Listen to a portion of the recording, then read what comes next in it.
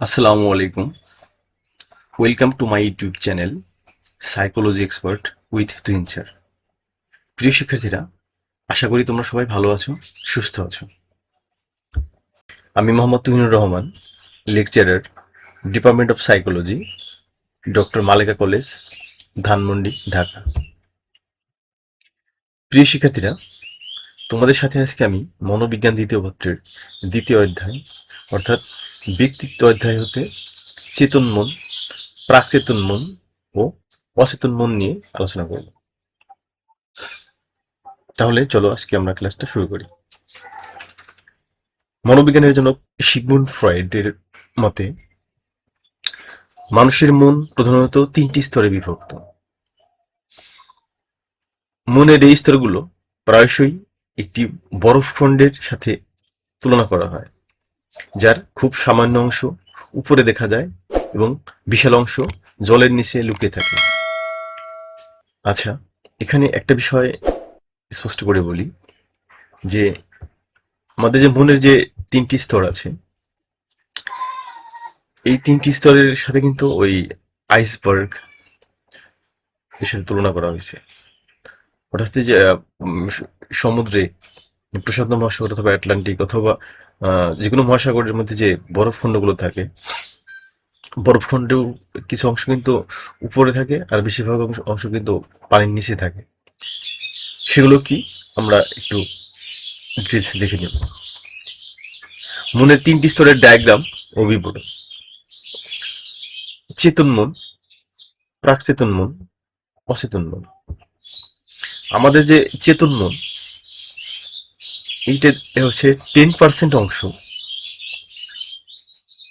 বর্তমান চিন্তা, অনুভূতি, বর্তমানে যেগুলো আমরা থিঙ্কিং করি বা বা অনুভূতি আমাদের মধ্যে থাকে, জাগ্রত হয়, এগুলো কিন্তু হচ্ছে আমাদের চেতন মন। অর্থাৎ 10% অংশ কিন্তু এই যে এই আইসবার্গের সাথে তুলনা করেছে বরফখণ্ড, ঠিক আছে, এই আইসবার্গের কিন্তু উপরের অংশে থাকে। হুম। তারপরে কি বলছে, প্রাক চেতন মন, এখানে দেখা যাচ্ছে 20%, যা আমরা সহজেই মনে করতে পারি বা সহজে মনে করে দেয়। এগুলো কিন্তু প্রাকচেতন মনে থাকে। অর্থাৎ আহ, এই প্রাকচেতন মনে 20% কিন্তু আহ, থাকে। অর্থাৎ আমরা যা মনে করি, যা বলতে পারি, হ্যাঁ, এবং আমরা যা স্মরণ করতে চাই, এগুলো 20% প্রাকচেতন মনের মধ্যে থাকে। আর অচেতন মন মধ্যে থাকছে 70% অংশ। অর্থাৎ যেটা আমরা বলি যে আইসবার্গ বা বরফ পানির নিচে যে থাকে, একবার তলিয়ে থাকে বেশিরভাগ অংশ, ওখানে 70%-এর কথা বলা হয়েছে। এই 70%-এর মধ্যে কি থাকে? চাপা পড়া ইচ্ছা থাকে, ভয় থাকে, আবেগ থাকে। অর্থাৎ আমাদের দৈনন্দিন জীবনে আহ, বিভিন্ন মানুষের সাথে যখন আমরা কমিউনিকেশন করি বা মিশি, আহ, সেখানে দেখা যাচ্ছে যে আমাদের বিভিন্ন ধরনের আহ, বেদনাদায়ক অভিজ্ঞতা হয়ে থাকে। হুম। অনেক ধরনের দুঃখ থাকে, কষ্ট থাকে, অতিরিক্ত টেনশন থাকে, ভয় কাজ করে, অনেক সময় ভয় থাকে কারো প্রতি, কোনো ঘটনার প্রতি, বিভৎস কোনো ঘটনা ঘটলো লাইফে, বা লাইফে এমন কিছু ঘটে গেছে যেগুলো আমরা আসলে রিকল করতে চাই না, স্মরণ করতে চাই না, যা মনে পড়লে আমাদের খুব কষ্ট দেয়, পীড়া দেয়। এই ধরনের বিষয়গুলো যেগুলো অচেতন মনের মধ্যে থাকে, ওগুলোকে আমরা চাই মন থেকে কোনো আহ, জাগ্রত করতে চাই না বা রিকল করতে চাই না, ওগুলো আমরা ভুলে যেতে চাই। এই টোটাল মিলে হচ্ছে যে এই বিষয়গুলো, মানে বিষয়গুলো নেগেটিভ বা পজিটিভ বিষয়গুলো 70% অংশ কিন্তু অচেতন মনে থাকে। তার মানে আমরা এই ডায়াগ্রাম থেকে বুঝতে পারলাম যে চেতন মন, প্রাকচেতন মন আর অচেতন মন। অর্থাৎ আমাদের টোটাল লাইফকে যদি আমরা একটা একক হিসেবে ধরি, আমাদের লাইফের যে বর্তমান থিঙ্কিং গুলো করি, আমরা আমরা ফিলিংস গুলো থাকে, এগুলো কিন্তু চেতন মনে থাকে, সেটা 10%। প্রাকচেতন মনে থাকে হচ্ছে 20%, সেগুলো হচ্ছে স্মৃতি, মেমোরি, যা সহজে মনে করতে পারি আমরা এগুলো থেকে। আর যেগুলো হচ্ছে আমাদের অতীত লাইফের কিছু, যে বললাম, বেদনাদায়ক অভিজ্ঞতা বা নেগেটিভ কোনো ইস্যুস গুলো, যেগুলো আসলে আমরা রিকল করতে চাই না, ওগুলো কিন্তু অচেতন মনে থাকে। এটা 70% অংশ জুড়ে থাকে। তার মানে হচ্ছে যে আমরা বর্তমানে যে চিন্তা ভাবনা করি বা অনুভূতি আমাদের মধ্যে কাজ করে, এগুলো কিন্তু খুবই অল্প পরিমাণে, অর্থাৎ 10%।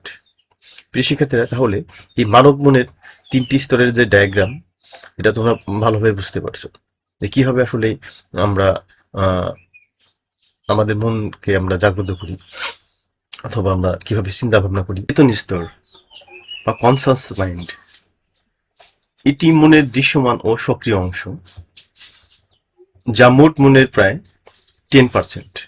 যা একটু আগে বললাম, আপনি বর্তমানে যা দেখছেন, শুনছেন বা চিন্তা করছেন, তা এই স্তরের অন্তর্ভুক্ত। অর্থাৎ আমাদের লাইফের বর্তমানে, প্রেজেন্টে আমরা যা দেখি বা শুনি বা চিন্তা করি, যা যা ঘটছে প্রতিনিয়ত এখন রানিং অবস্থায়, এগুলো কিন্তু এই চেতন স্তর বা কনসাস মাইন্ডের একটা অংশ। উদাহরণ, এই মুহূর্তে আপনি যা পড়ছেন এবং বুঝতে পারছেন বা জানতে পারছেন, এগুলো কিন্তু চেতন স্তরের বা কনসাস মাইন্ডের পার্ট। তারপর সেই প্রাক চেতন স্তর, প্রি কনসাস মাইন্ড, এটি চেতন ও অচেতন মনের মধ্যবর্তী স্তর, যার অংশ প্রায় 20%। অর্থাৎ চেতন ও অচেতন মনের কিন্তু মাঝামাঝি পর্যায়ে আছে এটা। এটি মনের একটি স্টোর রুম বা মেমোরি ব্যাংকের মতো। অর্থাৎ আহ, আমাদের যে মেমোরি ব্যাংক আছে বা মেমোরি, যেখানে আমরা স্টোরেজ রুম বলি, স্টোরেজ বলি আমাদের মেমোরি, ঠিক আছে, ঠিক ওইটার মতোই, যেখানে তথ্য জমা থাকে। বর্তমানে এই তথ্যগুলো আমাদের চিন্তায় না থাকলেও সামান্য মনোযোগ দিলেই তা মনে করা যায়। অর্থাৎ বললাম যে একটু আগে, যে চেতন মন, চেতন মনে আমরা যা যা ভাবি, যা যা থিঙ্কিং করি, ওগুলো রানিং অবস্থায় কিন্তু আমরা স্মরণ করতে পারি। আবার কিছু কিছু বিষয়গুলো আছে যেগুলো কিছু আগে ঘটছে, রানিং অবস্থায় নাই, কিন্তু আমরা চাইলে স্মরণ করতে পারি, অর্থাৎ স্টোরেজ অবস্থায় আছে, আমাদের মস্তিষ্কের মধ্যে আছে। সেখান থেকে চাইলে আমরা কিন্তু আবার ওখানে থেকে রিকল করে আবার সামনে উপস্থাপন করতে পারি।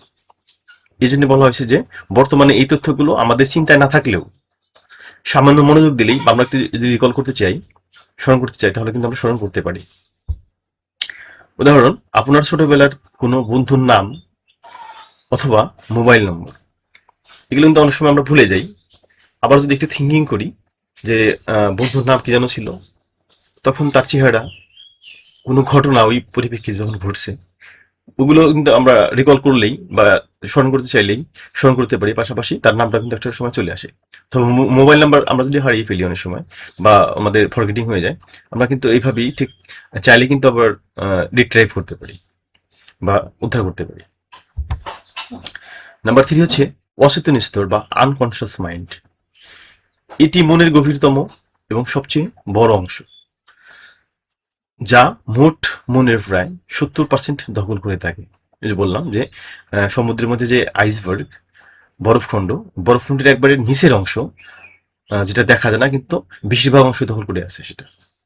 আমাদের মানব মনের 3টি অংশের মধ্যে এই অচেতন স্তরে কিন্তু আমাদের যে যত ধরনের কষ্ট, দুঃখ, রাগ, ক্ষোভ, যেগুলো আমরা কিন্তু মাঝে মাঝে মনে পড়লে খুব কষ্ট দেয় আমাদের, ওগুলো কিন্তু আমরা রিকল করতে চাই না, ওগুলোকে আমরা অবদমিত করে রাখি।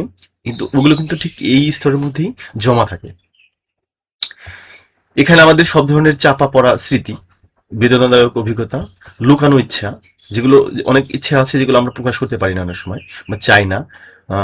হয়তো ভাবি যে এটা প্রকাশ করলে কেমন হবে, কেমন দেখা যাবে, মানুষ কি ভাববে, বা আমার নিজের কাছে অনেক সময় খটকা লাগে, বা বলতে চাই না অনেক সময় যে এটা আসলে আমি করতে পারবো কিনা, ইচ্ছা আছে কিন্তু আমি আসলে পারতেছি না, বা একটু হাস্যকর টাইপের মনে হবে, এই টাইপের বিষয়গুলো আর কি। এবং অবদমিত আবেগ জমা থাকে। উদাহরণ, কোনো ভয়ানক শৈশবের স্মৃতি বা অবচেতন মনের ইচ্ছা, যা আমরা সজ্ঞানে মনে করতে পারি না, কিন্তু তা আমাদের আচরণকে প্রভাবিত করে। অর্থাৎ ওই যে বলা হচ্ছে অবদমিত আবেগগুলো বা কষ্টগুলো, স্মৃতিগুলো, যেগুলো আমরা স্মরণ করতে চাই না, বাট সেগুলো কিন্তু আমাদের আচরণের প্রভাব ফেলে। ধরে নিই, অনেক সময় আছে আমাদের লাইফে ছোটবেলার কিছু অভিজ্ঞতা বা খুব খারাপ অভিজ্ঞতাও যদি অনেকের মধ্যে থাকে। হ্যাঁ, ধরে নিলাম চাইল্ড অ্যাবিউজ, হ্যাঁ, শিশুদেরকে মানসিকভাবে বা শারীরিকভাবে অথবা যৌনভাবে নির্যাতন করা বলা যায়, এক ধরনের অ্যাবিউজ করা। ঠিক আছে?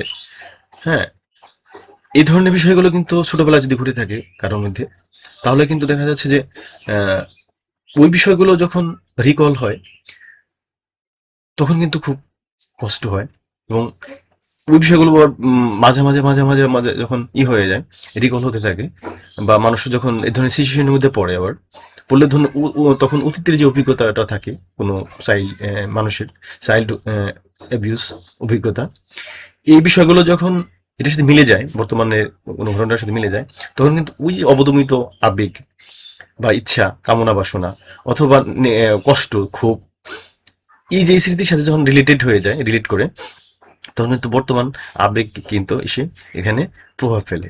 অর্থাৎ মানুষের ইমোশন কিন্তু ব্যক্তিত্বের উপর বিশাল বড় প্রভাব ফেলে। অর্থাৎ চাইল্ড অ্যাবিউজের কথা যদি আসে, ভবিষ্যতে এই ধরনের ঘটনা ঘটলে কিন্তু দুটোর সাথে যখন মিলে যায়, তখন কিন্তু দেখা যাচ্ছে যে তার ব্যক্তিত্বে বা আচরণে কিন্তু এক ধরনের প্রভাব পড়ে।